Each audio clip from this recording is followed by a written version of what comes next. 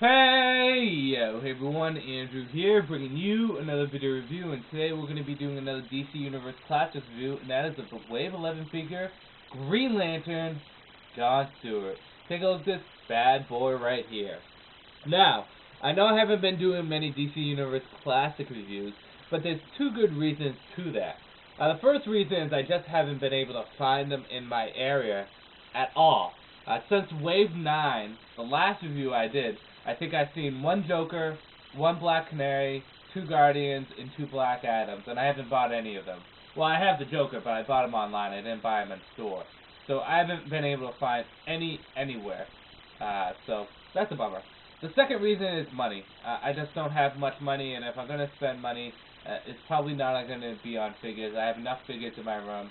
If I'm going to get any figures, it's probably going to be ones I really, really want, not miscellaneous ones. So it's really money too. However, after going to a buffet last night, I went to a Newbury Comics, which was right next door, and I saw John Stewart, Katma, Sharks, Question, Dr. Midnight, Desaad, a Batman, Superman, and Nightwing reissue. So I saw quite a few figures there, and it was really kind of a toss-up on who I wanted to get. Dr. Midnight, because he looked really good, or John Stewart. But when it came down to it, John Stewart I wanted a lot more. Like I said, if I get any DC Universe Classics, it's probably not going to be the whole wave. I'm just going to pick and choose the ones from each wave that I want.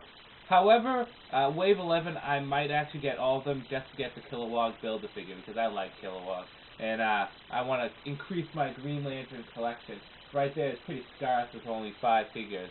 I know there's a lot of people that have ridiculous amount of figures for Green Lantern, but I often challenge them with my huge Batman collection, so I feel pretty good. So with that said, let's get into John Stewart. A little bit of information about John Stewart. John Stewart is the Green Lantern, the backup Green Lantern for Hal Jordan. And what happened is Hal Jordan was incapacitated for a time. I forget how. I think he was knocked unconscious, and for some reason his ring went off his finger and searched for a new bearer, and John Stewart would be the person. This was after Guy Gardner was seriously injured. I forget exactly what went on. I didn't read those issues, but something happened to Guy Gardner, and he wasn't there to get the ring, so John Stewart got it. And he became kind of a backup for Hal Jordan.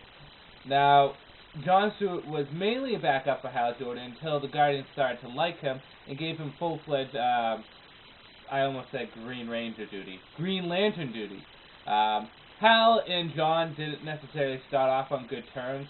Hal saw John kind of reckless and kind of very, very, how should I say, reckless and also very tempered, but John quickly proved himself to Hal Jordan, and Hal accepted him as Green Lantern and also as a friend. Since then, John Stewart went on to marry another Green Lantern, Katma. However, she eventually later died, and John Stewart blamed himself for her death, even though it wasn't his fault. In addition to that, he joined the Dark Stars, and then he was a core member of the Green Lantern group up until now. Now, he also is a fairly prominent member of the Justice League of America. He joined the Justice League of America in his early years when Hal Jordan wasn't around. And then when Hal came back, he kind of went to the back burner. And then when Kyle Rayner was Ion, John Stewart came back and became again another full-fledged member. And he's been off and on, but for the most part, he is Justice League. He fills in for Hal when he's not there, and it's kind of funny if you read, I believe it's the Injustice League story arc. Hal Jordan says, you know, I know everyone says that you're my backup. I don't want you to feel that way. And John said, hey, I'm just here to dish out justice, no matter what it is. So I thought that was pretty cool. So that's a little bit of information about him. So with that said, let's get into the actual figure himself. Oh, powers and ability-wise. Same powers as any other Green Lantern. It's worth noting, though, is that every Green Lantern has their constructs built differently. Like, Kyle Rayner has them built like an artist.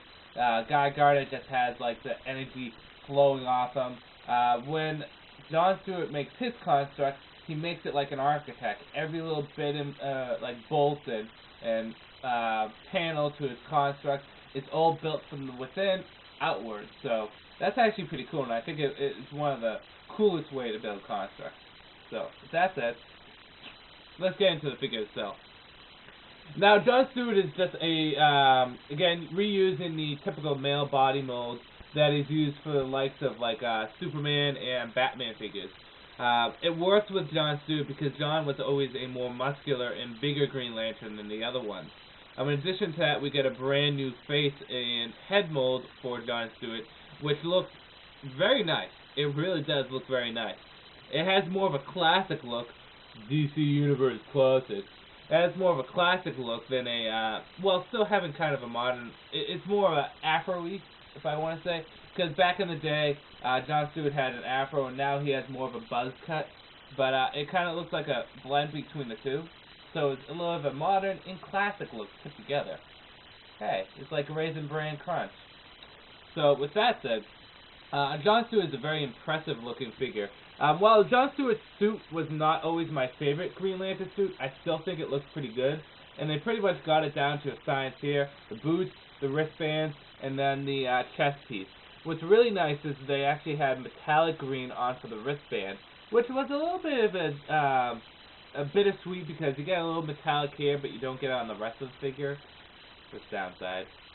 He also has, of course, his Green Lantern ring right there, which, again, is beautifully molded on. The paint apps are nice on here, no messiness, and on a whole, it's just a great looking figure. The one thing I wish they did do is give him, like, green eyes, but, hey, shit happens. But yeah. A very nice looking figure. Very, very nice looking figure. Now, Jon Stewart. Jon Stewart is definitely a figure I wanted to get. Let's place him down there.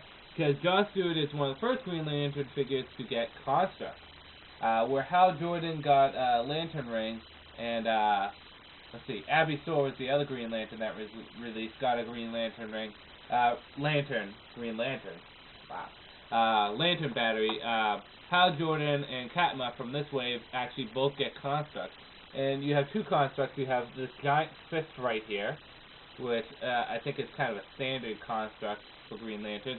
And then you have a gun, which I believe would be a sniper gun, although it doesn't look like it. On many occasions, Jon Stewart, at least recently, he has been making guns, mainly sniper guns, out of constructs and using those, which I think is actually pretty cool.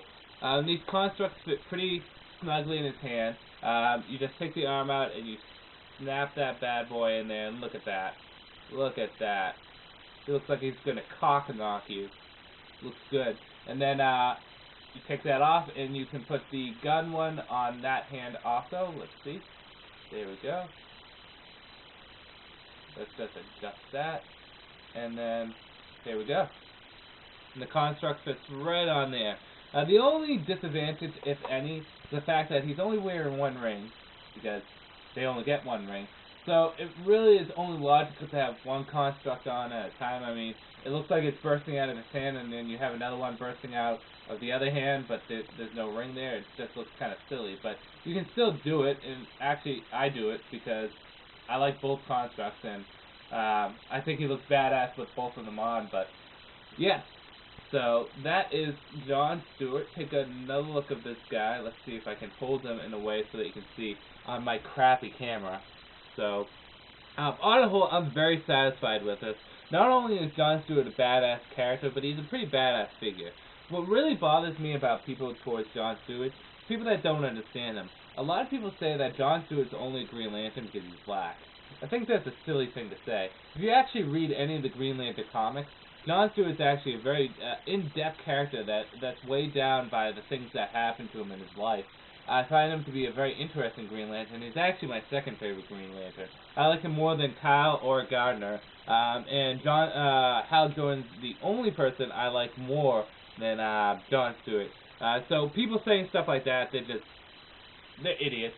They don't read Green Lantern, and they're dumbasses. But, yeah, Jon Stewart is just a badass. He looks great, and on a whole, I'm very satisfied with him. I made the right choice. When it came down to getting him and Dr. Midnight, as much as I would have wanted Dr. Midnight, Jon Stewart was definitely a good choice. And I do recommend picking him up. Definitely a great addition to your Green Lantern collection, or to your DC Universe Classic collection in general, because just this figure stands out and looks good anywhere. Let's see if I can get his gun looking good. He just looks good anywhere, so you can put him on your computer, you can put him near your TV, you can put him watching you while you're having sex with your girlfriend. It doesn't matter. You can have him anywhere, and it'd be cool. And tell me, wouldn't it be great just to turn around and see this face while you're doing your girlfriend? Heck, why not? So, on a whole, John Stewart, great figure, recommend picking up. I would go out of my way. From the wave, it seems like him and Cyborg Superman are the figures to get. The question looks okay, but I'm not too ecstatic about it, but who knows. And like I said, I'm going to be very picky when it comes down to DC Universe Classics because, again, money. I don't have much of it, so I gotta save it. So, with that said, I'm going to end this review here. This is Andrew saying peace out for now.